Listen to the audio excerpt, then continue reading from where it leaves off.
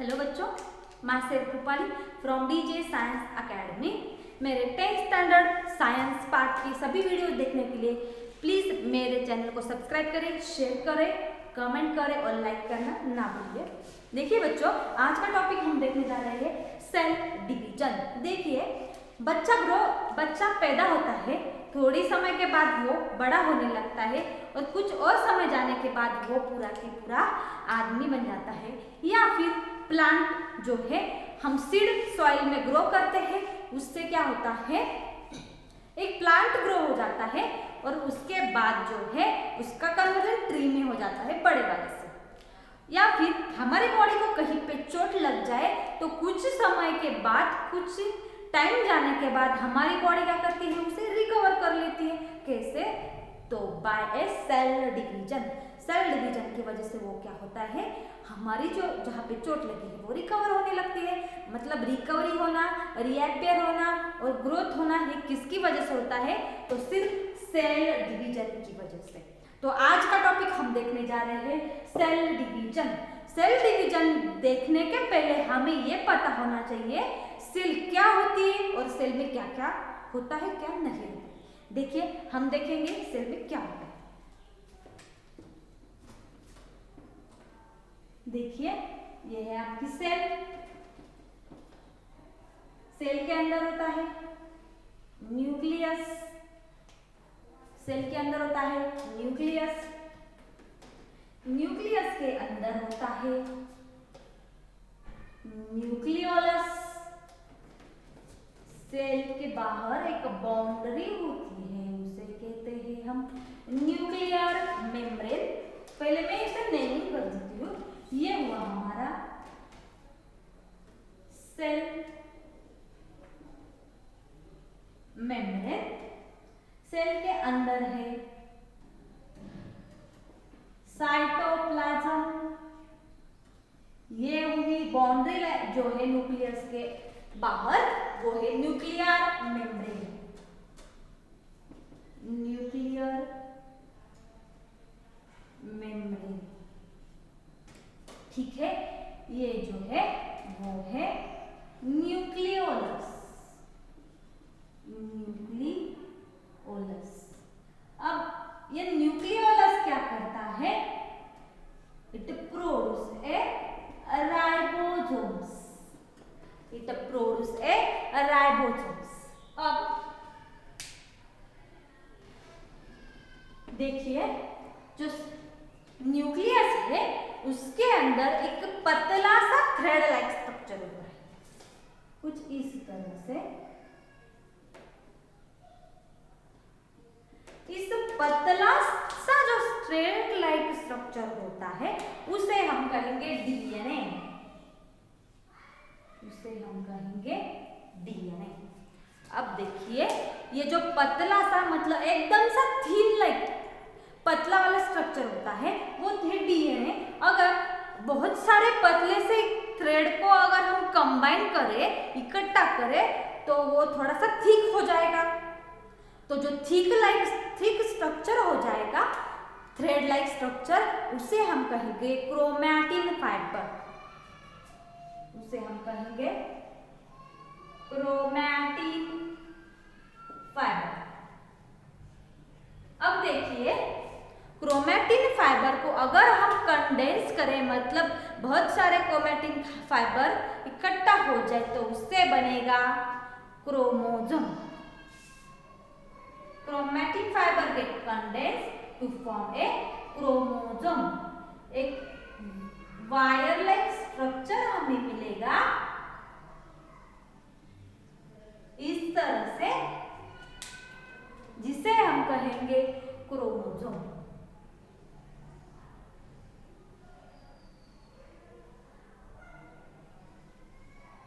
ये हुआ क्रोमोसोम। अब ये क्रोमोसोम जो है, उसका जो सेंटर वाला पार्ट है वो हुआ सेंट्रोमियर। वो हुआ सेंट्रोमियर्स। और जो आर्म है उसके, उसे हम कहेंगे क्रोमैटिड्स। क्रोमैटिड्स। क्रोमैटिड्स। समझ में आया?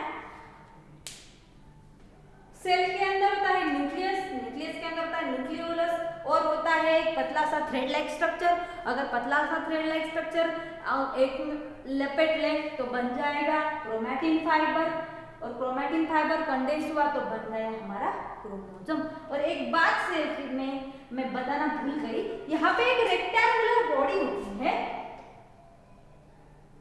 इस तरह से कुछ, तो इस बॉडी को हम कहेंगे सेंट्रियोल।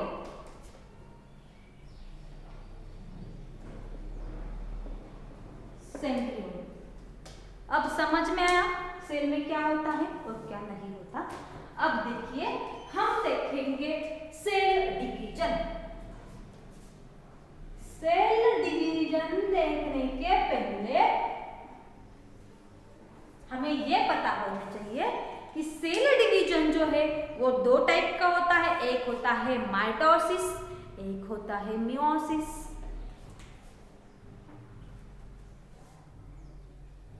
देखिए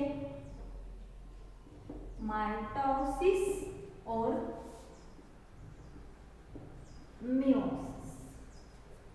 अब माइटोसिस कहाँ पे होता है? Mitosis occurs in a somatic cell. Mitosis occurs in a somatic cell. अब ये सोमैटिक सेल कहाँ पे है मैम? आप पूछेंगे मैम सोमैटिक सेल कहाँ पे है? हमारे आईज में, नोज में, छब्बी चिक्स में, ईयर में, पूरे के पूरे बॉडी में जो सेल होती है वो है सोमैटिक सेल। मतलब mitosis occurs in a somatic cell. Mitosis occurs in a somatic cell. Somatic cell कहाँ पे होती है? All body, all body cell. अब जो मियोसिस जो है वो मियोसिस कहाँ पे होती है? Meiosis occurs in a germ cell.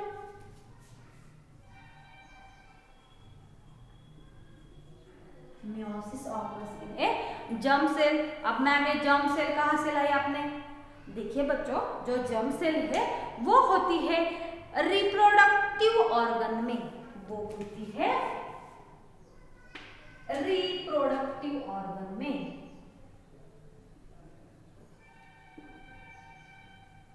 अब रिप्रोडक्टिव ऑर्गन मतलब होता है, क्या होता है? मेल और फीमेल में मेल में होता है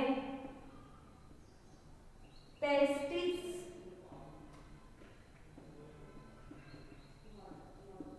फीमेल में होता है ओवरीज। अब जो टेस्टिस और ओवरीज जो ओवम और स्पर्म प्रोड्यूस करते हैं,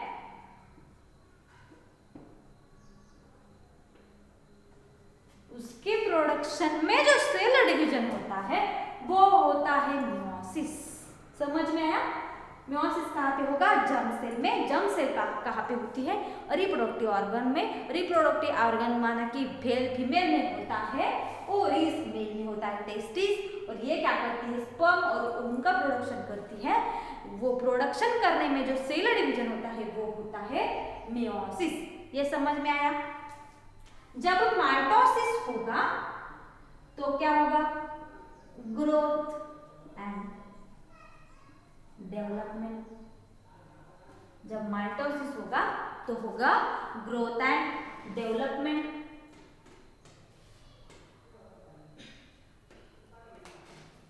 और जब मियोसिस होगा तो होगा प्रोडक्शन ऑफ गैमेट्स, होगा प्रोडक्शन ऑफ गैमेट्स। माइटोसिस हुई तो क्या होगा? Growth and development. और मियोसिस हुई तो होगा प्रोडक्शन ऑफ गैमेट्स। मतलब क्या? Sperm and ovary, sperm and ovum.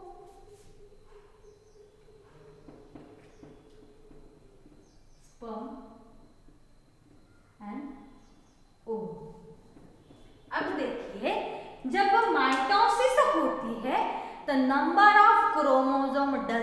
Not change, mitosis में नंबर ऑफ क्रोमोसोम चेंज नहीं होने वाला। मतलब देखिए number of chromosomes does not change. मतलब हमारे बॉडी में क्या होता है, 46 क्रोमोसोम होते हैं। जब माइटोसिस होता है तो हमारे हर एक सेल में नंबर ऑफ क्रोमोसोम होंगे 46। अब जब मियोसिस होगा तो number of chromosome will be gate half. ऐसा क्यों होता है, देखिए नंबर ऑफ क्रोमोसोम्स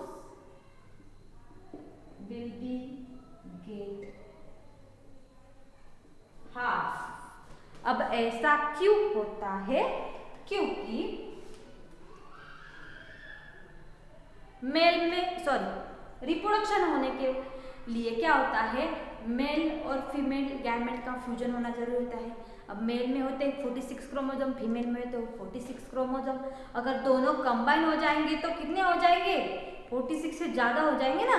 मतलब हर एक इंसान में नंबर ऑफ क्रोमोसोम जो है वो होने चाहिए 46, क्योंकि ये डिसाइड करने वाला है नेचुरल सिलेक्शन या फिर नेचर में क्या होता है, ऐसा कोई मतलब नंबर ऑफ क्रोमोसोम अगर कम हो जाए या फिर ज्यादा हो जाए तो वो सिंड्रोम दिखा देता है। मतलब जैसे कि टर्न सिंड्रोम होता है, डाउन सिंड्रोम होता है, ऐसे सिंड्रोम क्या हो जाते हैं, ऑकस हो जाते हैं। मतलब हर एक इंसान में होने चाहिए 46 क्रोमोसोम। इसके वजह से या फिर इसके लिए at that time of reproduction number of chromosome will be gate half. At that reproduction number of chromosome will be gate half. मतलब फीमेल में से आएंगे 23 और मेल में से आएंगे 23। समझ में आया। अब जब माइटोसिस होता है तो number of chromosome does not change होता है। मतलब यहाँ पे क्या होंगे 2n, क्या होंगे 2n।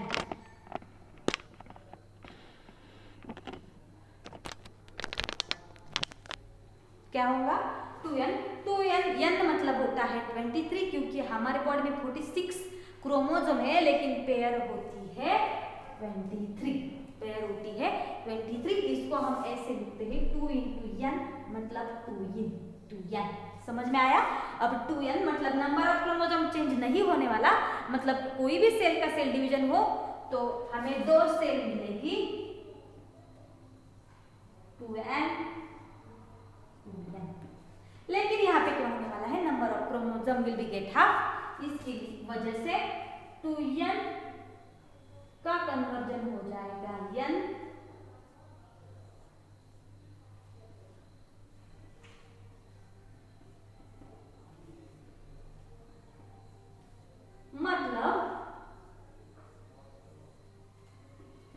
मतलब अगर माइटोसिस हुई तो हमें मिलेंगे 2 सेल। माइटोसिस हुई तो हमें मिलेंगे 2 सेल एक सेल से, और मियोसिस हुई तो हमें मिलेंगे 4 सेल। समझ में आया अब माइटोसिस और मियोसिस। अब देखिए बच्चों,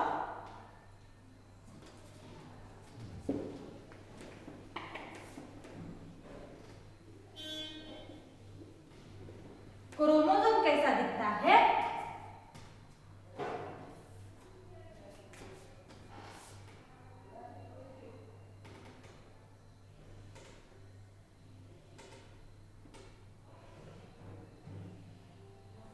ये हुआ क्रोमोसोम। और इस क्रोमोसोम का जो ये वाला स्ट्रक्चर होता है उसे कहते हैं आर्म, इसे कहते हैं आर्म। और बीच वाला पार्ट जो है उसे कहते हैं सेंट्रोमियर। सेंट्रोमियर्स ये है एक क्रोमोसोम, और इसके जोड़ी में आता है दूसरा क्रोमोसोम।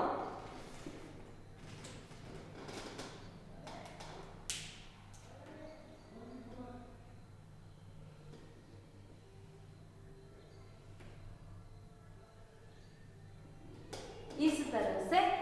अब जो रेड पेन से और ब्लू पेन से मैंने दो क्रोमोसोम ड्रॉ किए हैं, उन दोनों को हम कहेंगे होमोलॉगस क्रोमोसोम। इन दोनों को हम क्या कहेंगे? Homologous chromosomes. समझ में आया? अब देखिए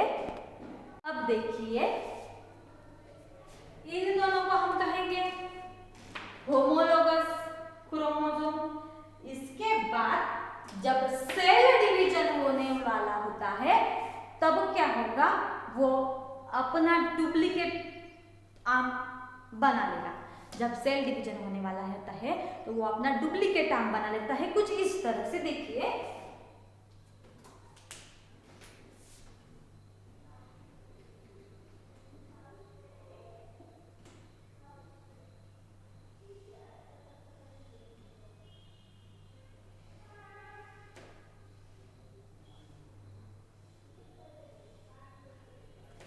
इसने क्या किया? अपना डुप्लीकेट आर्म बना लिया। और ये जो ब्लू वाला है उसने भी क्या किया? अपना डुप्लीकेट आर्म जो है वो बना लिया।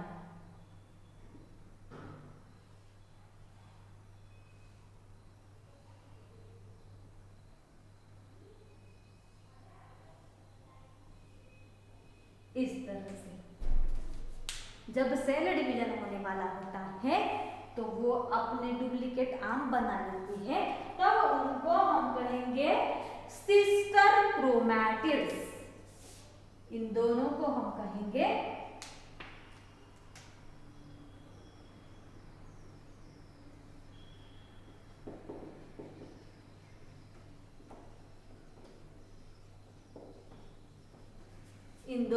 कहेंगे सिस्टर क्रोमैटिड। अब ये सब सेल डिवीजन कहाँ पे होता है? देखिए बच्चों, माइटोसिस जो है वो दो पार्ट में डिवाइड हुआ है। देखिए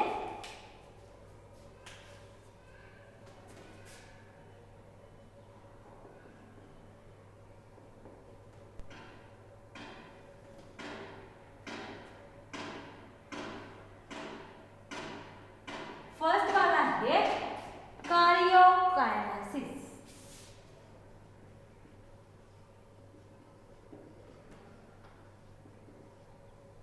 और दूसरा है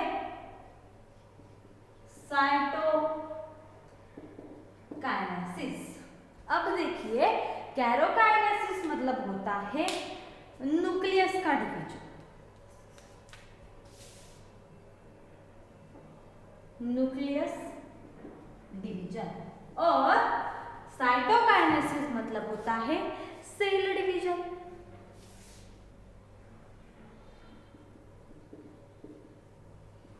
अब जो कार्योकाइनेसिस है वो फिर से जाके 4 स्टेप में डिवाइड हुआ है। देखिए कौन सा? पहला वाला है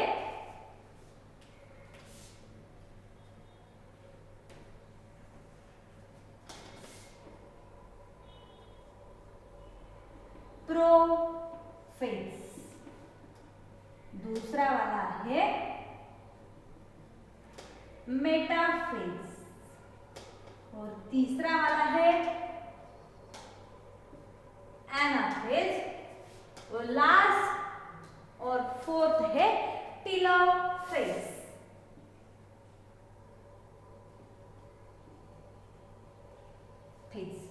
देखिए माइटोसिस सेल डिवीजन जो है वो 2 टाइप में डिवाइड हुआ है, कार्योकाइनेसिस और साइटोकाइनेसिस। और कार्योकाइनेसिस जो है वो 4 स्टेप में डिवाइड हुआ है, prophase, metaphase, anaphase and telophase. अगर ये नहीं ध्यान में रहा हो तो शॉर्ट में हम ध्यान में रखेंगे, कोई बात नहीं। इसे हम कहेंगे पी मैट। इसे क्या कह सकते हैं हम?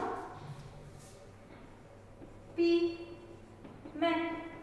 4 से पी मतलब होता है प्रोफेज, एम मतलब होता है मेटाफेज, ए मतलब होता है एनाफेज, और टी का मतलब होता है टेलोफेज।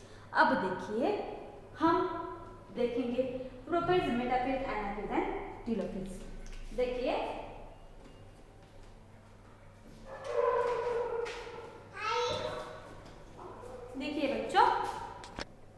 देखिए पहला स्टेप हम देखेंगे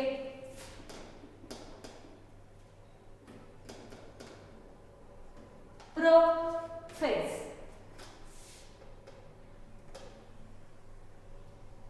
ये है हमारा सेल, सेल में होगा न्यूक्लियर मेम्ब्रेन,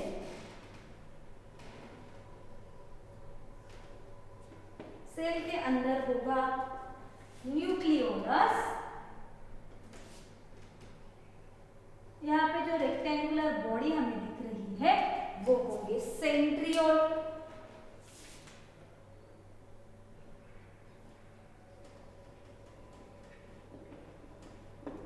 ये है न्यूक्लियोलस, और सेल के अंदर जो न्यूक्लियस होता है उसमें होता है क्रोमैटिन फाइबर, कुछ इस तरह से। लेकिन जब कभी भी प्रोफेज स्टार्ट होने वाली होती है, मतलब सेल डिवीजन जब स्टार्ट होता है, chromatin fibre become condense, chromatin fibre become condense and to form a chromosome. मतलब एक क्रोमैटिन फाइबर क्या होंगे, कंडेंस होके बन जाएंगे क्रोमोसोम। देखिए इस तरह से।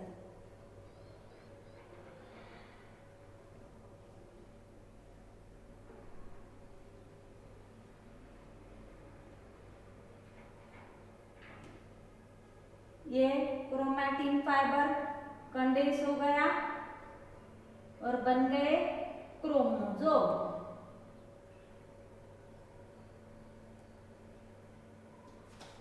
समझ में आ रहा है? अब देखिए बच्चों, एट दैट प्रोफेज जब स्टार्ट हो रही होगी तब क्या होगा, nuclear membrane are start to disappear. ये वाला है न्यूक्लियर मेम्ब्रेन,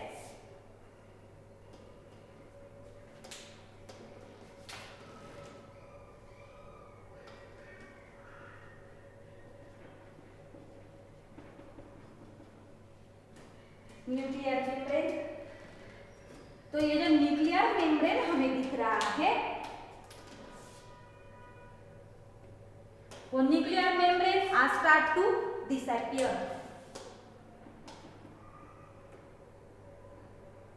क्या हो रहा है, न्यूक्लियर मेम्ब्रेन डिसअपियर होने को स्टार्ट हो रहा है और प्रोफेज खत्म होते ही न्यूक्लियर मेम्ब्रेन कंप्लीटली डिसअपियर, और न्यूक्लियोलस जो है are completely disappear.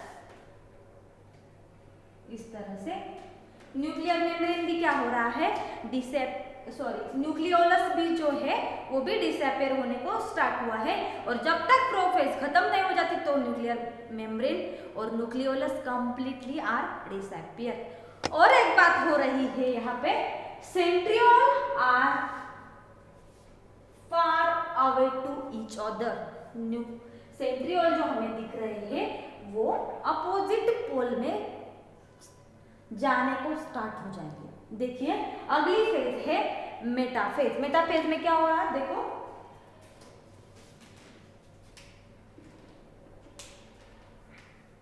Second step metaphase.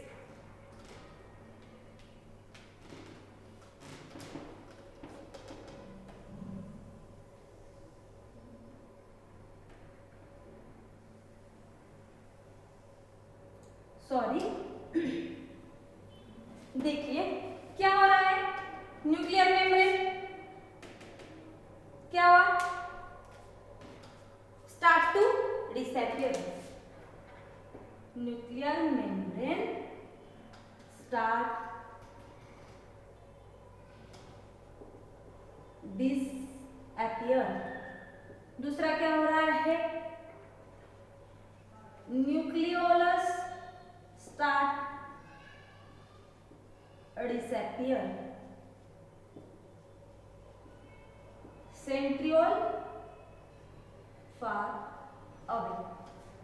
अब क्या हो रहा है, जो सेंट्रियोल यहाँ पे दिख रहे हैं वो क्या होंगे, अपोजिट पोल में जाएंगे। न्यूक्लियर मेम्ब्रेन यहाँ पे डिसअपियर होने के लिए स्टार्ट हुआ है, मतलब वो क्या होगा, कंप्लीटली डिसअपियर हुआ। न्यूक्लियोलस कंप्लीटली डिसअपियर हुए। न्यूक्लियर अब क्या रह गया है, क्रोमोसोम। अब क्या रह गया है, क्रोमोसोम। और सेंट्रियोल जो है वो भी क्या हो रहे हैं, अपोजिट पोल में जा रहे हैं। मतलब देखो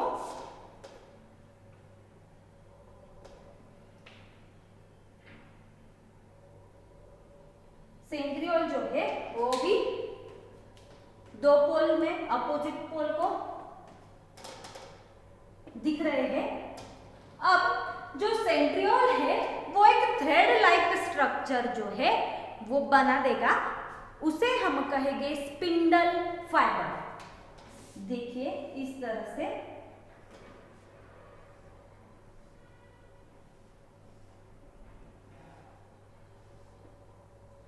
सेंट्रियोल जो है वो एक थ्रेड लाइक स्ट्रक्चर बना रहा है और वो होगा स्पिंडल फाइबर।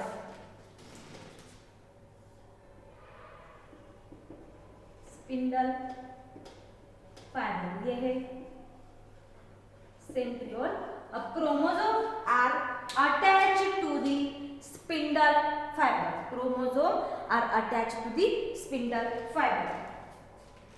देखिए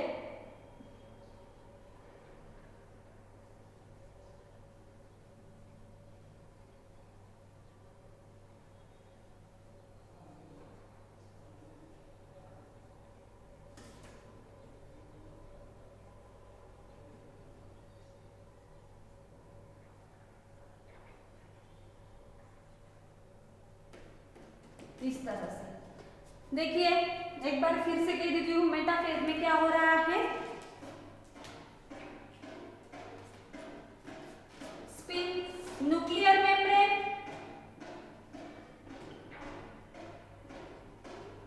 completely disappear.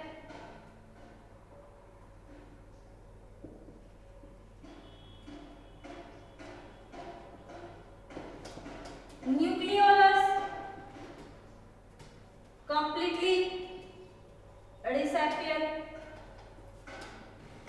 Spindle fiber, sorry, centriole are far away to the opposite pole and they produce a spindle fiber. Then chromosome are arranged. Then chromosome are attached to the spindle fiber and arranged to the line on equatorial position. Spindle fibre को chromosome एक equatorial plane में क्या हो रहे हैं, attach हो रहे हैं।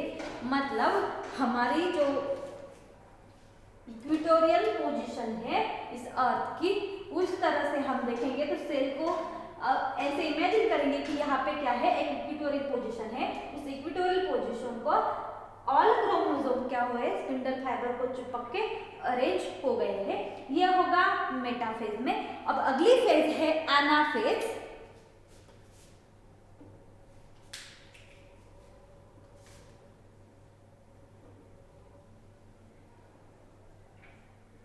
देखिए अब एनाफेज में क्या होगा, ये जो सेंट्रियोल है वो ऊपर के सेंट्रियोल क्या करेंगे, वो क्रोमोसोम को अपनी तरफ खींचेंगे और नीचे वाले जो है वो क्रोमोसोम को अपनी तरफ खींचेंगे। तब क्या हो जाएगा, ऊपर वाले सेंट्रियोल भी खींच रहे हैं, मतलब कॉन्ट्रैक्ट हो रहे हैं अपनी तरफ, और नीचे वाले भी सेंट्रियोल कॉन्ट्रैक्ट हो रहे हैं अपनी तरफ। तो क्या हो जाएंगे, एक क्रोमोसोम बीच में से ब्रेक हो जाएंगे। इस तरह से क्रोमोसोम बीच में से ब्रेक हो जाएंगे कुछ इस तरह से। तब क्या होगा,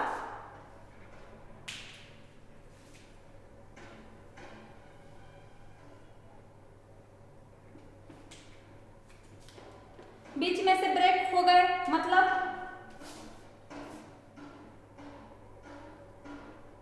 कुछ इस तरह का स्ट्रक्चर हमें दिखाई देगा।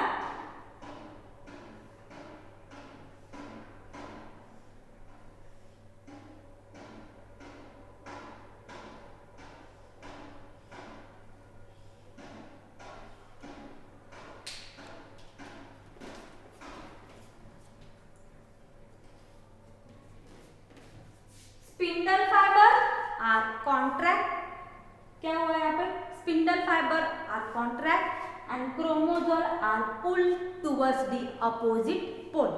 इस तरह से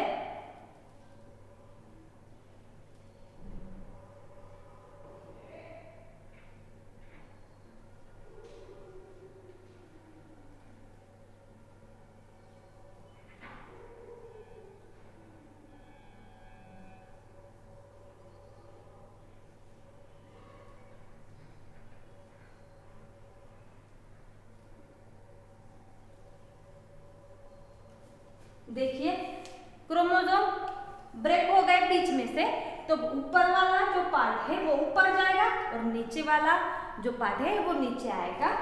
मतलब इस इक्वेटोरियल पोजीशन पे वो क्या हुए, ब्रेक हो गए। ये होगा एनाफेज में। अब देखो नेक्स्ट स्टेप है टीलोफेज।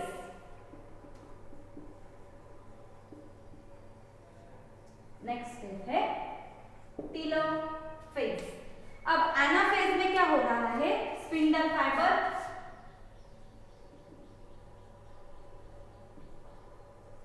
कॉन्ट्रैक्ट एंड क्रोमोसोम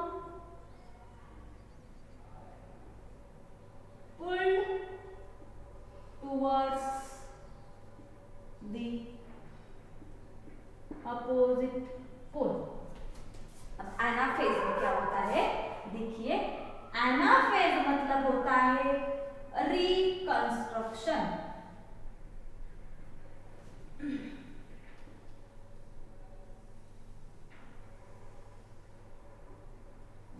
अब ऊपर वाले क्रोमोसोम ऊपर चले गए, नीचे वाले क्रोमोसोम नीचे आ गए। अब टीलोफेज का मतलब होता है रिकंस्ट्रक्शन। तो क्या होगा, देखिए क्रोमोसोम इस तरह से अरेंज हो जाएंगे।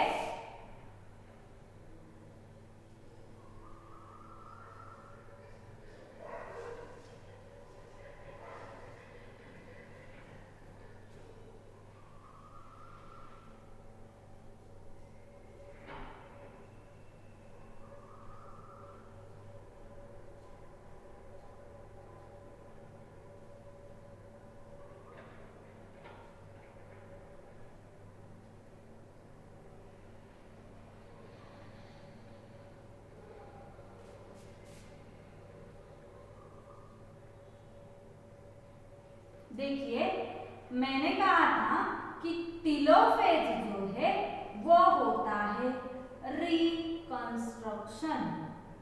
क्या होता है, रिकंस्ट्रक्शन। मतलब इसमें क्या हो जाएगा, प्रोफेज में क्या हुआ था, न्यूक्लियर मेम्ब्रेन डिसअपीयर हुआ था, न्यूक्लियोलस डिसअपीयर हुआ था। तब टीलोफेज में क्या होगा, फिर से रिकंस्ट्रक्शन होने जाएगा। मतलब nuclear membrane are start to appearance, nuclear membrane are reappear. देखिए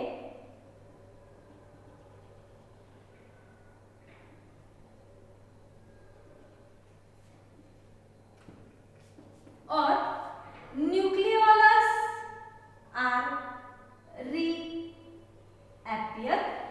यहाँ पे टीलोफेज में न्यूक्लियर मेम्ब्रेन भी रीअपीयर हो जाएगा, न्यूक्लियोलस भी रीअपीयर हो जाएगा, जो कि प्रोफेज में क्या हुआ था, डिसअपीयर हुआ था।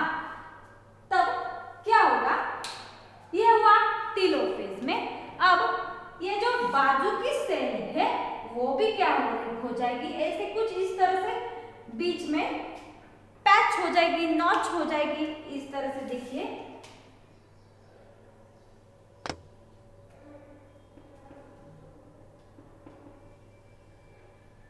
इस तरह से। अब धीरे धीरे जाके क्या हो जाएगा, ये नॉच जो है वो बढ़ता जाएगा इस तरह से। और फिर जाके होगी साइटोकाइनेसिस। क्या हुआ, प्रोफेज हुई, मेटाफेज हुई, एनाफेज हुई, टीलोफेज हुई। अब माइटोसिस की सेकंड स्टेप ये किस में हो रहा है, karyokinesis. Karyokinesis.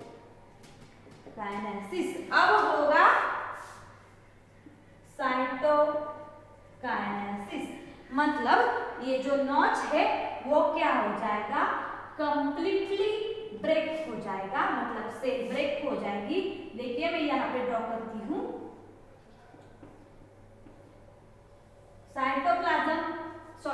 Cell membrane break हो जाएगा और एक नई सेल बन जाएगी। इस तरह से 2 सेल बनेगी और इसमें न्यूक्लियर मेम्ब्रेन है, न्यूक्लियोलस भी है और क्रोमोसोम जो है वो क्या होंगे, फिर से बन जाएंगे क्रोमैटिन फाइबर। क्रोमोसोम जो है फिर से बन जाएंगे क्रोमैटिन फाइबर और हमें मिलेगी 2 डॉटर सेल। समझ में आया सेल डिवीजन? फिर एक बार रिव्यू कर देती हूँ। देखिए माइटोसिस सेल डिवीजन जो है, mitosis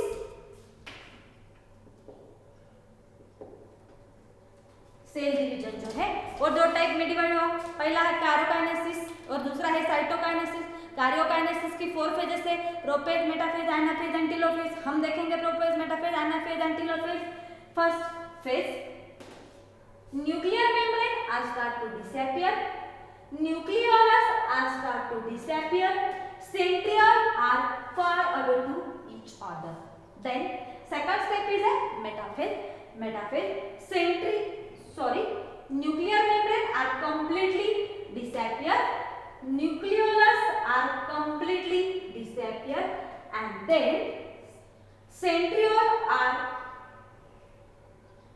toward the opposite pole and they produce a thread-like structure. This thread-like structure is a spindle fiber. Then chromosomes are arranged in a equatorial plane and attached to the spindle fiber.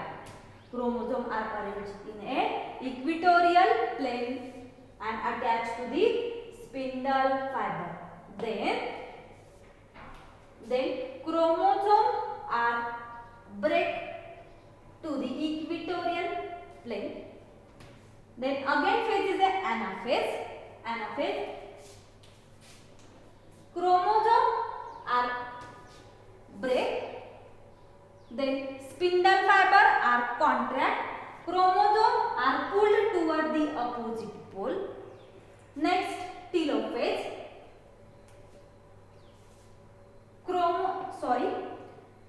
Nuclear membrane are start to disappear. Nucleolus are start to disappear. Nuclear membrane are reappear. Nucleolus are reappear, and then second step is a cytokinesis. Then cell membrane are break and it gives a 2 daughter cell, and then nucleolus and nuclear membrane are reappear and chromosome are converted into the chromatin fiber. ये हुआ mitosis पूरा cell division. समझ में आया mitosis? अगले video में मैं बताऊंगी मियोसिस सेल डिवीजन। अगर आपको मेरा वीडियो पसंद आया होगा तो प्लीज़ मेरे वीडियो को लाइक करें, शेयर करें, सब्सक्राइब करें और कमेंट करें। बाय बच्चों।